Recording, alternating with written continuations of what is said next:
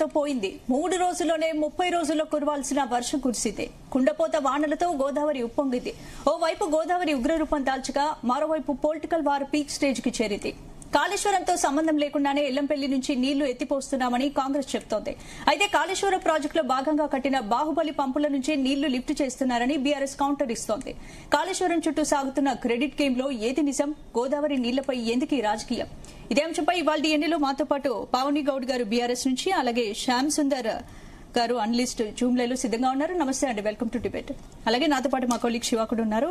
ముందుగా శ్యామ్ సుందర్ గారు, మీరు చెప్పండి, ఇప్పుడు గోదావరి వరద నీళ్ల విషయంలో జరుగుతుంది నిజంగా ప్రజల ప్రయోజనాల కోసమా, క్రెడిట్ పాలిటిక్స్ అంటే ఏం చెప్తారు శ్యామ్ సుందర్ గారు? ప్రతి రాజకీయ పార్టీ కూడా రాజకీయాల కోసం రాజకీయం చేస్తున్నాయి. ప్రజల క్షేమం గురించి ఆలోచించడం పక్కకు పెట్టి తమకు ఎక్కడ చెడ్డ పేరు వస్తుందో అని చెప్పేసి బీఆర్ఎస్ వాళ్ళు, లేదు ఇది తోసకపోతే మా మీదకి చుట్టుకుంటుందేమో అని చెప్పేసి కాంగ్రెస్ వాళ్ళు ఈ రకంగా రాజకీయాలు చేసుకుంటూ మొత్తం మీద ప్రజలని మాత్రం మభ్యపెట్టే ప్రయత్నం చేస్తున్నారు. అప్పటికే బీఆర్ఎస్ అలాంటి ప్రయత్నాలు చేసే ఇప్పుడు ఏ పరిస్థితుల్లో ఉన్నదో తెలుసు. కాబట్టి కాంగ్రెస్ అన్న సరిదిద్దుకోవాల్సింది, కాంగ్రెస్ కూడా అదే బాటలో పోతుంది. కాబట్టి ఈ రాజకీయ పార్టీలు ప్రజల సంక్షేమాన్ని పక్కన పెట్టి ప్రతి విషయాన్ని రాజకీయాలతో ముడిపెట్టి రాజకీయాల కోసమే రాజకీయాలు చేస్తున్నారు. అసలు వాస్తవానికి కాళేశ్వరం విషయంలో మరి బయటపడిన విషయం 3 ఏళ్ల దగ్గరకు వచ్చింది. కాంగ్రెస్ ప్రభుత్వం మరి ఇప్పటి వరకు ఏం చర్యలు చేపట్టలేదు. కాళేశ్వరాన్ని మళ్ళీ పునర్నిర్మించడమా, లేకుంటే ఏం చేయడము, దానికి సబ్స్టిట్యూట్ ఏం చేయడము, అక్కడ ఉన్నటువంటి పంప్ సెట్లు ఎట్లా వాడుకోవడము, ఏం కథ, ఇవి ఏమి ఆలోచించకుండా బీఆర్ఎస్ మీద నెట్టడము. బీఆర్ఎస్ వాళ్ళేమో మేం కట్టిందే కాళేశ్వరం మంచిగా ఉంది, దాన్ని కొద్దిపాటి రిపేర్లు చేస్తే బాగుంటుంది, సరిపోతుంది అంటున్నారు. వాస్తవానికి అయితే కాళేశ్వరం ప్రాజెక్ట్, నేను చాలా మంది ఇంజనీర్లతో మాట్లాడిన ప్రకారంగా కాళేశ్వరం ప్రాజెక్ట్ అనేది వేస్ట్ ప్లాన్ అండి. ఎందుకనంటే ఏ ప్రాజెక్ట్ కట్టినా కానీ జనరల్ గా ఏ ఇంజనీర్ అయినా ఏ విధంగా ప్లాన్ చేస్తారంటే గ్రావిటీ ద్వారా నీరు కింది ప్రాంతానికి సప్లై అయ్యేలాగా ప్రాజెక్టుల రూపకల్పన జరుగుతుంది. వైఎస్ గారి హయాంలో చేపట్టినటువంటి తొమ్మిడిహట్టి ప్రాణహిత చేవెళ్ళ ఏదైతే ఉందో, ఆ ప్రాణహిత చేవెళ్ళ కింది వరకు శివరాయకట్టు వరకు కూడా నీరు వచ్చేది వాస్తవానికి, వితౌట్ ఎనీ మోటార్స్, ఎనీ మనం కృత్రిమంగా చేయాల్సిన ఏర్పాట్లు లేకుండా గ్రావిటీ ద్వారా వచ్చేది. అయితే వైఎస్ గారు చేసిన ఫెయిల్యూర్ ఏంటంటే మహారాష్ట్ర గవర్నమెంట్ ను ఒప్పించడంలో ఫెయిల్ అయ్యారు. ఫెయిల్ అవ్వడమే కాకుండా ఆ ప్రాణహిత చేవెళ్ళ ప్రాజెక్టు విషయంలో కొన్ని కోట్ల రూపాయలు వృధా అయ్యాయి తప్ప దానివల్ల చుక్క నీరు రాకపోగా ఆ ప్రాజెక్ట్ అంతా కూడా వేస్ట్ అయిపోయింది. తర్వాత కేసీఆర్ గారు అధికారంలోకి, టీఆర్ఎస్ అధికారంలోకి వచ్చిన తర్వాత దాన్ని తీసుకొచ్చి కిందికి నీటిని తీసుకొచ్చి పైకెత్తికి వస్తున్నారు.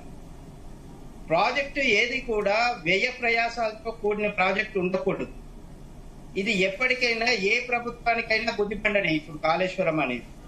ఎందుకనంటే ఒక ఎకరానికి నీరు పారించాలంటే 30 నుంచి 40 వేల రూపాయల ఖర్చు వస్తుంది. ఆ 30 నుంచి 40 వేల రూపాయల ఖర్చు పెట్టి మోటార్ల ద్వారా నీళ్లు సప్లై చేసి ఏం సాధించాలనుకున్నారు అప్పుడు టిఆర్ఎస్ గవర్నమెంట్?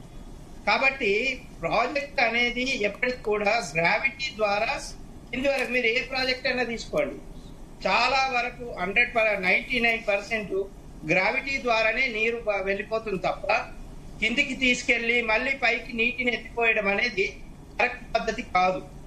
కాబట్టి ఇది అప్పుడే ఇంజనీర్లు చెప్పినా వినలేదు అనేది మనము పేపర్లలో వచ్చింది, టీవీల్లో వచ్చింది, మనం విన్నాం. అది ఎంతవరకు నిజము ఎంతవరకు కాదు అనేది కేసీఆర్ గారికి తెలుసు, అప్పటి ఇంజనీర్లకు తెలుసు. కానీ వాస్తవానికి ఏమైందంటే అది ఇప్పుడు ఒక గుదిబండ లాగా తయారు. కట్టారు, కట్టిన తర్వాత కట్టేటప్పుడైనా నాణ్యత కోసం ప్రయత్నం చేశారా అంటే అది లేదు.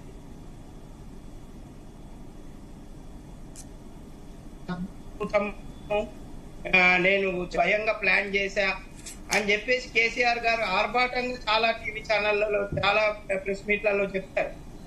చెప్పినప్పుడు దాన్ని నాణ్యమైనటువంటి కట్టడంగా ఉండి ఉంటే ఇప్పుడు ఈ ప్రాబ్లం వచ్చేది కాదు.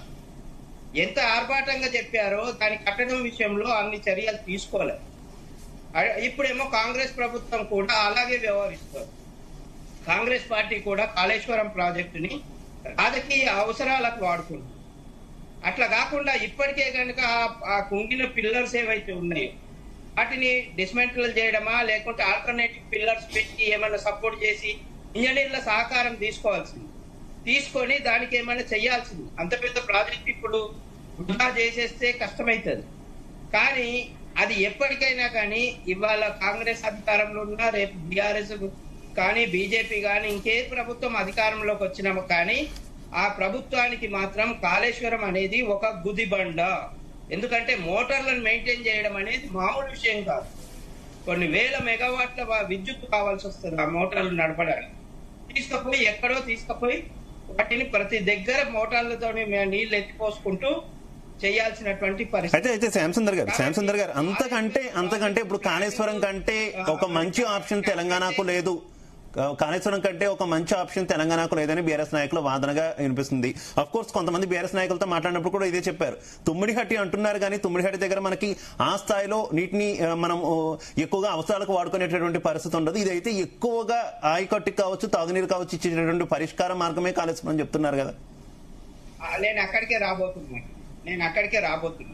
తుమ్మిడిహట్టి ఎందుకు ఎత్తు పెంచలేకపోయారంటే మహారాష్ట్ర గవర్నమెంట్ ఒక మాట ఏంటంటే అక్కడ ప్రాజెక్టు బ్యారేజ్ నిర్మిస్తే మా ఊర్లు పోతున్నాయి, మా పొలాలు పోతున్నాయి, మా భూములు పోతున్నాయి, కాబట్టి ఆ ప్రాజెక్టు ద్వారా మాకు కూడా లబ్ధి చేకూర్చేలాగా మాకు అవకాశం ఇవ్వండి అని చెప్పేసి అడిగారు. అప్పుడు వైఎస్ఆర్ గారు మొండి వైఖరితోని ఆ ప్రాజెక్టు ఎటు కాకుండా ఆ ప్రాజెక్టు అయిపోయిన తర్వాత అధికారంలోకి వచ్చినటువంటి కేసీఆర్ గారు మరి వారి మనసులో ఏముందో కానీ బయటకు మాత్రం అందరూ అనుకునేది ఏంటంటే ఆ ప్రాణహిత చేవెళ్ల ప్రాజెక్ట్ కనుక కంటిన్యూ చేస్తే కాంగ్రెస్ కు క్రెడిట్ పోతుంది అని చెప్పేసి తీసుకుపోయి కాళేశ్వరంలో కలిపారు అని చెప్పేసి అప్పుడు చాలా విమర్శలు వచ్చాయి. కాబట్టి ఇది ఎటు పోయి రాజకీయాలకు వాడుకుంటున్నారు తప్ప ప్రజలు రైతుల విషయంలో మాత్రం సరైనటువంటి చిత్తశుద్ధితోని ఏ పార్టీ, ఈవెన్ కాంగ్రెస్ కానీ బీఆర్ఎస్ కానీ ఈ పార్టీలు ఏవి ఆలోచించాలి. ఇప్పటి వరకు అధికారంలో ఉన్న పార్టీలు ఏవి కూడా రైతుల గురించి మాత్రం ఆలోచించలేదు. డాంబికాలకు పోయి ప్రజాధనం మొత్తం దొంగలు కలిపారు. ఇప్పుడు నేను మొత్తం అవినీతి జరిగిందని అనట్లేదు, మొత్తం అవినీతి జరగడానికి అవకాశం లేదు. ఎందుకంటే ప్రాజెక్ట్ ఉంది 1,00,000 కోట్లు. అప్పుడు యాక్చువల్ గా ఫస్ట్ ప్లానింగ్ ప్రకారంగా 30,000 కోట్లతోనేమో ప్రాజెక్ట్ కావాలి కాళేశ్వరం ప్రాజెక్ట్. ఆ 30,000 కోట్లను ముబ్బడిగా అంచనాలు మార్చేశారు. నేను విన్నది ఏంటంటే ఇంకో విషయం, ప్రాజెక్ట్ చేపడుతుంది స్టేట్ గవర్నమెంట్, తర్వాత మోటార్లు సప్లై చేయాల్సింది కేంద్ర ప్రభుత్వ సంస్థ అంటే BHEL కానీ ఇంకా. ఇలాంటప్పుడు ఈ రెండు ప్రభుత్వాల మధ్యన సమన్వయం చేయడానికి ఇంకా మీడియేటర్ ఎందుకండి? మీడియేటర్ సంస్థకు 7,500 కోట్లు అప్పచెప్పారంట. అవసరమేముంది? రెండు గవర్నమెంట్ల మధ్యన మీడియేటర్షిప్ అవసరమా? ఇంజనీర్లు లేరా? ఇక్కడ స్టేట్ గవర్నమెంట్ ఇంజనీర్లు ఉంటారు, అక్కడ సెంట్రల్ గవర్నమెంట్ ఇంజనీర్లు ఉంటారు, అధికారులు ఉంటారు, పెద్ద పెద్ద అధికారులు ఉంటారు. వాళ్ళందరినీ ఉపయోగించుకుంటే సరిపోకపోవునా? ఇలాంటి అవినీతికరమైనటువంటి ఆలోచనలు చాలా జరిగాయి అనేది చెప్పేసి చాలా వార్తలు వచ్చాయి. అవి రికార్డ్స్ లో ఉన్నాయా లేవా నాకు పూర్తిగా తెలియదు. ఓకే శ్యామసుందర్ గారు, డిస్కస్ చేద్దాం, కంటిన్యూ చేద్దాం. ఒకసారి మనం బీఆర్ఎస్ వెర్షన్ వినే ప్రయత్నం చేద్దాం. అంతకంటే ముందు మనతో పాటు భారతీయ జనతా పార్టీ నాయకులు మహేష్ గారు జాయిన్ అయ్యారు. ఆయనకు వెల్కమ్ చెబుతూ, పావని గౌడ్ గారు, నా ఆడియో క్లియర్ గా ఉందా మీకు? పావని గౌడ్ గారు ఏం చెప్తారు? ఏంటి గోదావరి నీళ్లు ఎటుపోతున్నాయి? సముద్రం పాలవుతున్నాయా, మీ రాజకీయ నాయకులు పాలవుతున్నాయా అనేటటువంటి సందేహం వస్తుంది. ఏం జరుగుతుంది అసలు ఈ కాళేశ్వరం అంశానికి సంబంధించి? మీరేమో మోటార్ లాంచ్ చేస్తే కాళేశ్వరమే దిక్కైంది అంటున్నారు. లేదు, కాళేశ్వరం ప్రాజెక్ట్ అసలు ఫెయిల్యూర్ అయింది, అక్కడ ఉన్నటువంటి లోతట్టు ప్రాంతాల ప్రజలు అక్కడ నీరు కనుక స్టోర్ చేస్తే ఇబ్బంది పడతారు కాబట్టి మోటార్ లాంచ్ చేస్తున్నామని కాంగ్రెస్ నాయకులు అంటున్నారు. అసలు ఏం జరుగుతుంది అసలు?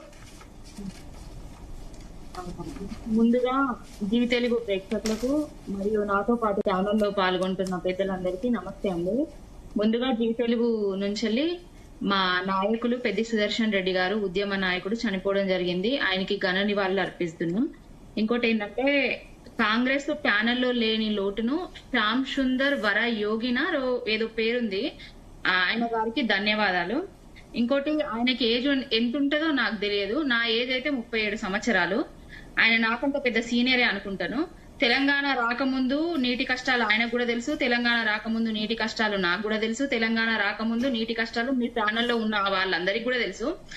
ఒక ఏజ్ లో సీనియర్ ఉన్నాయనే, ఎనలిస్ట్ గా ఉన్నాయనే కాళేశ్వరం ప్రాజెక్టును వేస్ట్ ప్రాజెక్టు అని అంటాడంటే ఏమనాలో నాకైతే అర్థం కావట్లేదు.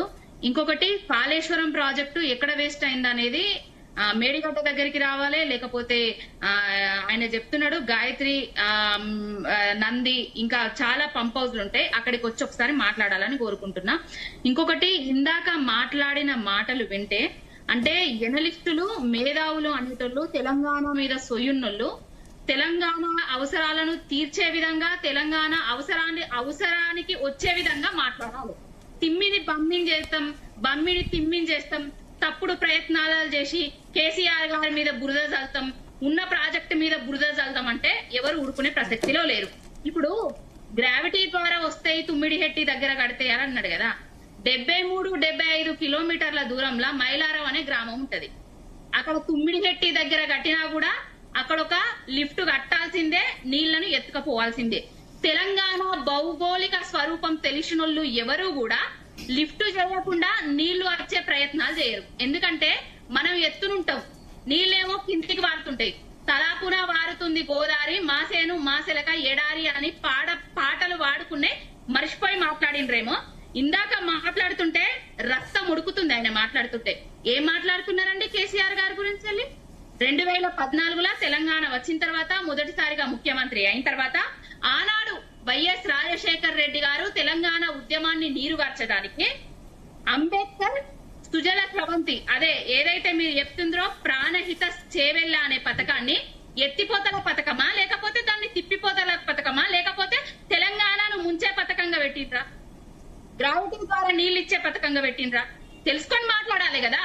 కాళేశ్వరమే లేకపోతే ఎల్లంపల్లి నుంచి నీళ్లు నందికి, గాయత్రికి ఎవరి పైప్ల ద్వారా వస్తాయండి? ఎక్కడి నుంచి వస్తానే? శ్యామ్ సుందర్ గారు కట్టిన పైప్ల ద్వారా వస్తున్నాయా? రేవంత్ రెడ్డి గారు కట్టిన పైప్ల ద్వారా వస్తున్నాయా? ఎవరు కట్టిన పైప్ల ద్వారా వస్తున్నాయి? 1,00,000 కోట్లు అవినీతి జరిగింది, దుర్వినియోగం జరిగింది అని మాట్లాడుతున్నారు కదా. అసలు ప్రాజెక్టు ఖర్చు 93,000 కోట్ల వ్యయమైతే 1,00,000 కోట్ల అవినీతి 1,00,000 కోట్లు అనలేదండి. 1,00,000 కోట్ల తెలంగాణ మీద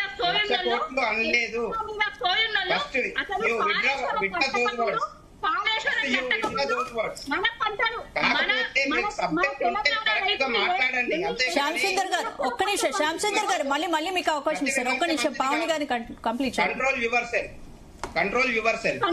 నేను కాంగ్రెస్ చేసిన తప్పుడు కూడా చెప్పాను, నేను వైఎస్ఆర్ చేసిన తప్పుడు కూడా చెప్పాను, కాంగ్రెస్ ప్రభుత్వం చేసిన తప్పుడు కూడా చెప్తున్నాను.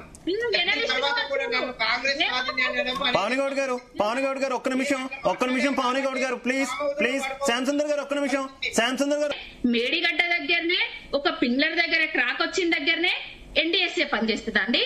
వేరే దగ్గరికి పనిచేయదా ఎన్డీఎస్ఏ?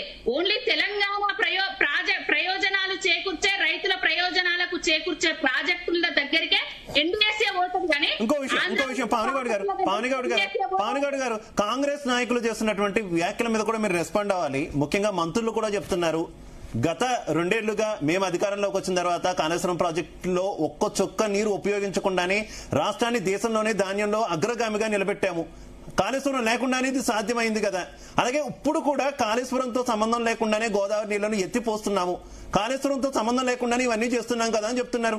దాని మీద ఇప్పుడు మరో కాలర్ రెడీగా ఉన్నారు. హైదరాబాద్ నుంచి సురేష్ రెడ్డి గారు కాల్ చేశారు. సురేష్ రెడ్డి గారు నమస్తే, స్ట్రైట్ గా మాట్లాడండి, మీరు ఏం చెప్పాలనుకుంటున్నారు? రైట్, కాల్ డ్రాప్ అయినట్టుంది. శ్యామ్ సుందర్ గారు కంక్లూడ్. అంటే ఒకటే అండి, ఇప్పుడు రాజకీయాల కోసం విమర్శించడం అనేది కరెక్ట్ కాదు. తర్వాత ఎవరైనా సలహాలు చెప్పినప్పుడు సలహాలు స్వీకరించడం మంచిది. ఎదురుదాడి చేసినంత మాత్రాన ప్రజల ప్లీజ్ మిగిలిన వాళ్ళు మ్యూట్ చేయాలి ప్లీజ్.